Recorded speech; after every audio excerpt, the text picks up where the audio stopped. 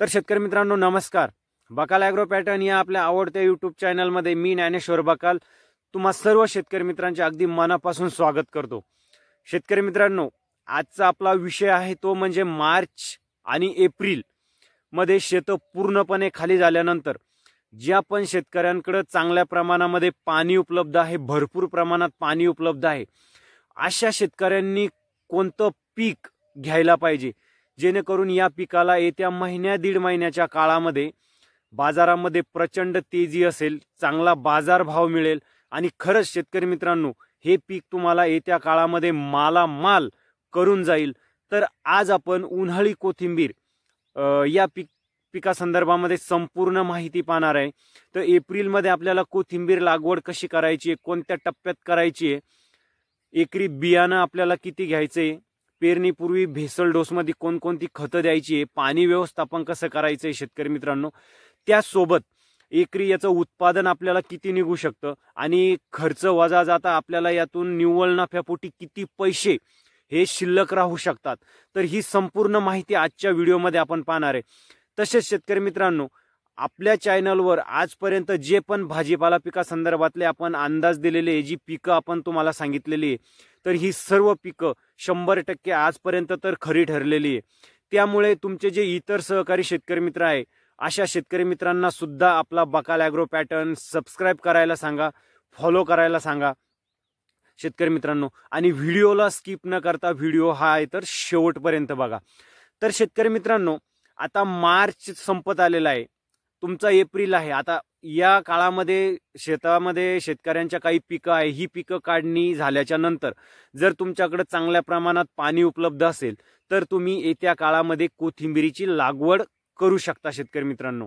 कारण येत्या काळात कोथिंबीरीला चांगला बाजारभाव राहणार आहे आणि हे पीक महिना दीड महिन्यामध्ये तुम्हाला खरंच मालामाल करून जाणार आहे.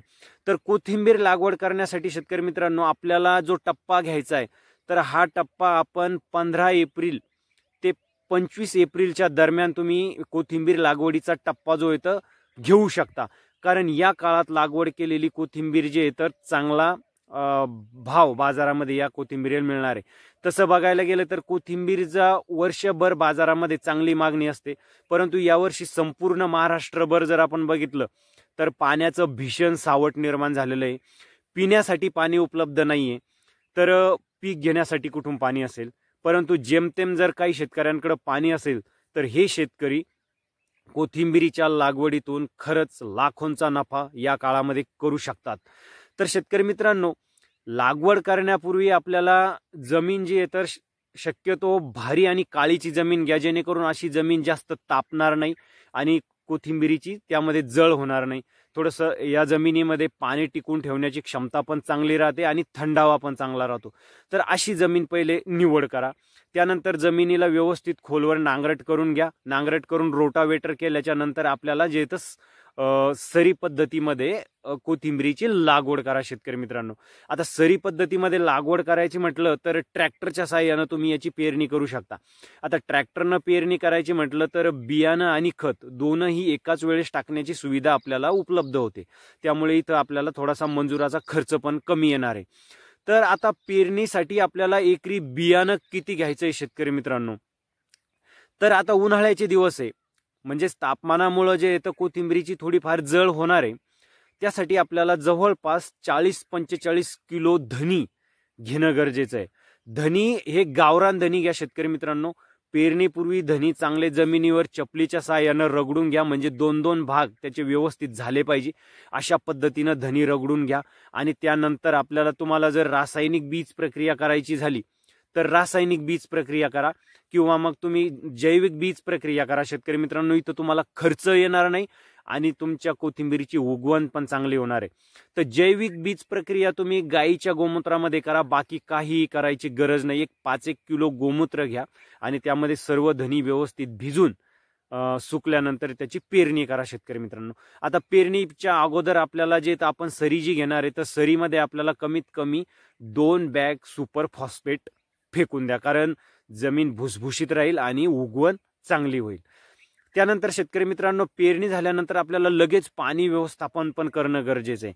आता पाणी व्यवस्थापन जर तुमच्याकडे रेन पाईप असेल किंवा मिनी स्प्रिंकलर असेल तर याचा शक्यतो वापर करा, जेणेकरून तुम्हाला पाण्याची पण बचत होईल आणि पिकाची उगवण चांगली होईल. आणि जर ह्या गोष्टी उपलब्ध नसेलच तर पाट पाणी द्या शेतकरी मित्रांनो. पाट पाणी अशा पद्धतीने द्या की जमीन जोपर्यंत आपल्या पिकाची उगवण होत नाही तोपर्यंत जमीन चांगल्या प्रकारे ओलली पाहिजे. म्हणजे असे 2 ते 3 दिवसाच्या अंतरानं पाणी देत राहा.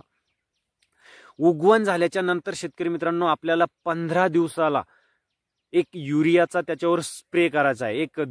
15 किलो युरिया किंवा 10 किलो युरिया 200 लिटर पाण्यामध्ये मिसळून आपल्याला त्यावर स्प्रे करा शेतकरी मित्रांनो. किंवा मग युरिया फेकून देऊन तुम्ही पाणी व्यवस्थापन करा. अशा पद्धतीनं सुद्धा तुम्ही युरिया देऊ शकता. त्यामुळे लवकर वाढ होईल आणि कोथिंबीर आपल्या टाका येऊ नये, डाग येऊ नये, कोथिंबीर हिरवी लुसलुसीत आणि आकर्षक पीक आपलं दिसावं त्यासाठी काही टॉनिकच्या फवारण्या करा. त्यामध्ये इमिडाक्लोप्राइड घ्या, ह्युमिक ऍसिड घ्या शेतकरी मित्रांनो, चांगल्या प्रकारचे ग्रूम फ्लॉवर असे जे ऑर्गॅनिक टॉनिक्स आहेत तर टॉनिकचा जास्तीत जास्त वापर करा. तर शेतकरी मित्रांनो, अशा पद्धतीनं तुम्ही जर नियोजन केलं तर साधारणतः 25 ते 30 दिवसामध्ये तुमची कोथिंबीर काढणीला येणार आहे. आता काढणीला आल्यानंतर तुम्ही ठोकमध्ये पण कोथिंबीर देऊ शकता किंवा मग स्वतः मार्केटला नेऊन सुद्धा कोथिंबीर तुम्ही बाजारात विकू शकता. तर जवळपास 1 एकरमध्ये जर आपण 200 ते 250 कॅरेट कोथिंबीर जर उत्पादन आपलं झालं आणि आज रेट जर बघितला शेतकरी मित्रांनो कोथिंबीरला, तर हा 800 ते 900 रुपये कॅरेटच्या दरात चाललाय.